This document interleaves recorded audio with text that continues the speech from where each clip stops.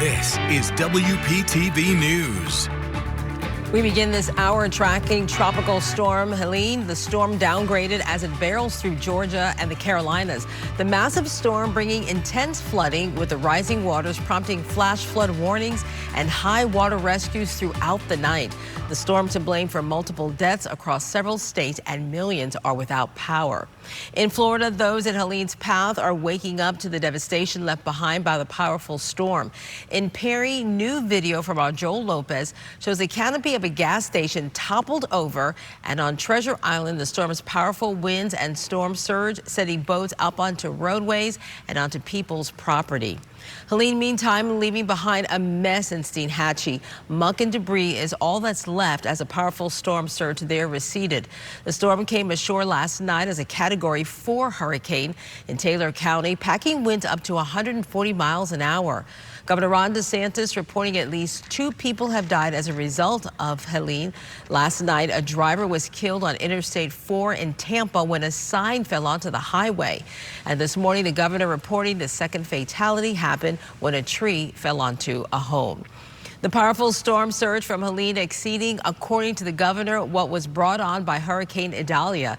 The high water leading to more than 100 water rescues overnight in parts of Citrus County, while search and rescue continue at this hour.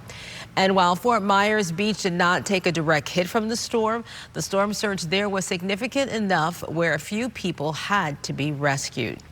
Now, according to the governor, early estimates of the damage are expected to be worse than last year's Hurricane Idalia and last month's Hurricane Debbie combined. NBC's Tom Yamas continues our coverage.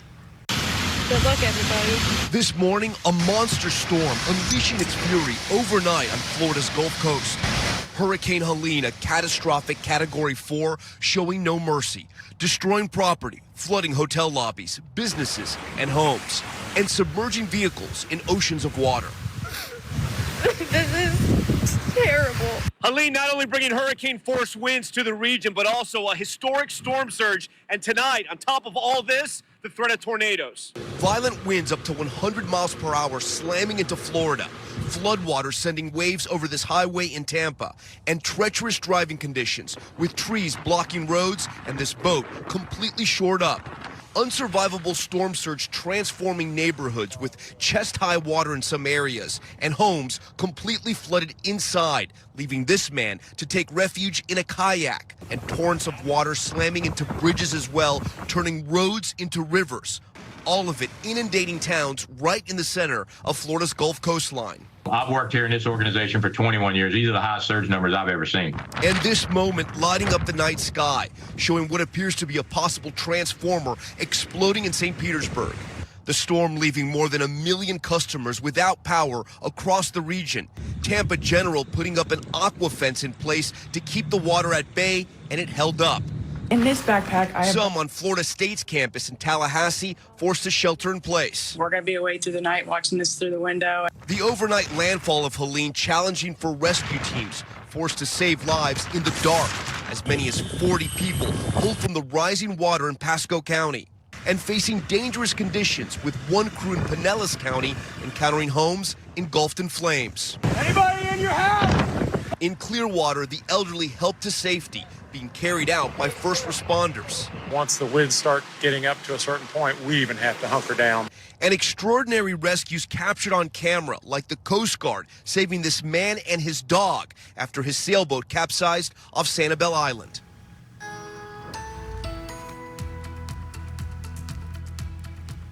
And we want to take a live look at this is Myrtle Beach, South Carolina, as Tropical Storm Helene continues to trek across the southeast. And boy, Steve, I can't believe we're keeping track of this even days later. It's still going. Yeah, it's still working its way across the Carolinas. It is technically getting weaker, now down to winds of 45 miles an hour and starting to take more of a calmer shape. So it is starting to transition from a tropical system to an extra tropical area of lower pressure. But it is moving to the north very quickly at 32 miles an hour and producing just very heavy rainfall across the Carolinas, into Virginia, and especially into the mountains. We could end up with up to 20 inches of rain in some spots. So flash flooding is going to be a big concern across the mid-Atlantic states. Now, the storm system will eventually, over the next couple of hours, become just a non-tropical area of lower pressure. It's going to sit on top of Kentucky and Tennessee and produce a good amount of rainfall for them as we head into the weekend. And then after that, it just simply starts to fall apart.